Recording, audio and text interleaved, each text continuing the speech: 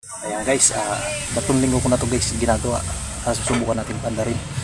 Halos di ko na pala sa inyo guys pinakita yung pagkabit nitong karburador na pang-TMX sa Alpha. Ito, gagawin na natin ito. Papandarin natin yan. Ayan, bago kong tune up yung balbula. Tsaka lininis ko na rin ito guys. Ito. Ayan. Subukan natin guys ito ngayon pandarin. Ayan, aalisin na natin to. Pagpapraktisin ko sana guys yung pagkakapon nito. Kaso linggo lang tayo na gawa dito.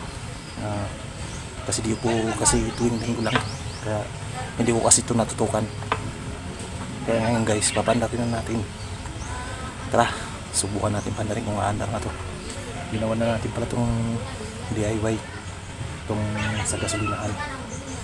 Ayan guys, pakita ko sa inyo. Ayan o. Yan, tsaka ito ang carburetor Alpha. Ito. Kaya susubukan natin yung ngayong pandarin. Ayan.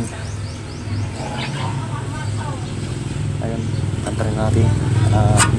Bibirahan na lang natin guys ang tali na gagayahin natin yung mga pampangka. Pero pili ito guys pili na to pang lagay sa traktor. Kuhanin natin to. Low speed to guys, pili to sa traktor namin din sa Bicol. Ayan, nabili lang natin to ngayon sa Jan Shop ng nakarang linggo. Nabili lang natin to halagang 600 pesos na ginayang kasi sayang naman guys kung ikakalaka lang o kaya pa naman natin na pandarin. Ayan ngayon, ito, kinabitan na natin ng kasi wala na tong karburador eh.